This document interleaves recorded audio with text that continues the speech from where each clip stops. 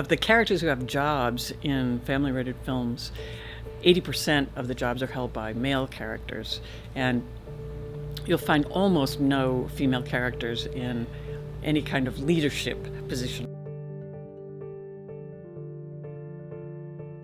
We're trying to battle an unconscious bias against girls that is everywhere. It affects all of us. It's astounding to realize how deep it goes.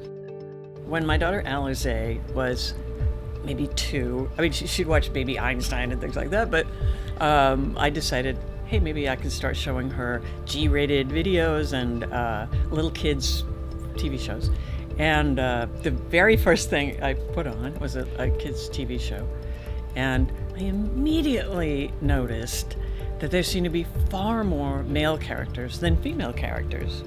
When I was counting on my fingers, like, could this be possible in something that's made for the youngest kid, and especially in G and PG rated videos?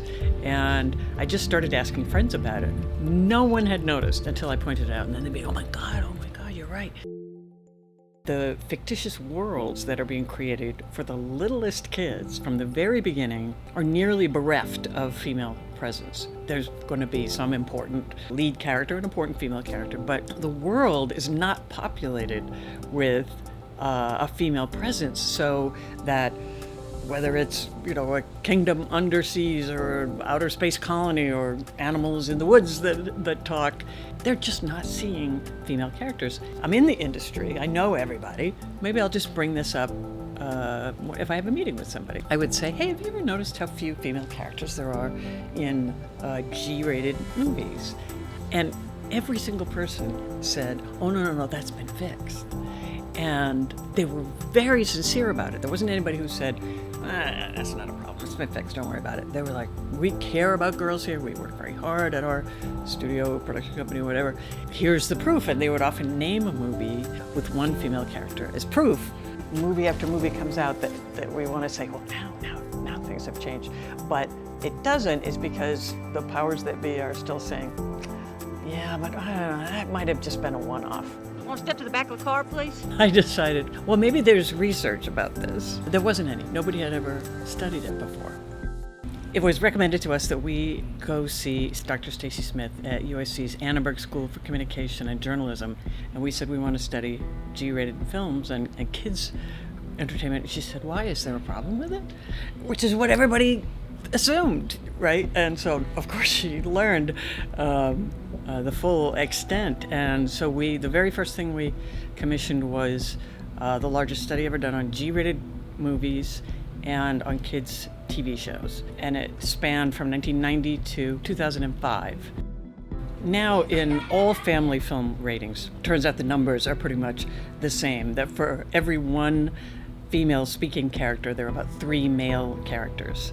For non-speaking characters, like crowd scenes and group scenes in films, only 17% of the characters are female. And that's for live action and animated. Both genres end up with only 17% female characters, which is mind-blowing if you think about it. Like, how does that even happen? And not just the quantity, but the quality is a huge problem.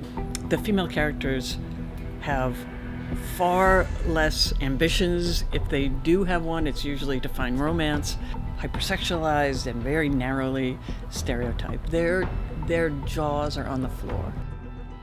If we add women to Congress at the rate we have been, we'll achieve parity in 500 years. It's very strong, it's very powerful, and we have to get rid of this message that women are slightly less important. I know people believe it, but it's not true, this idea that men won't watch women, but women won't watch anything, so we'll design it all for men.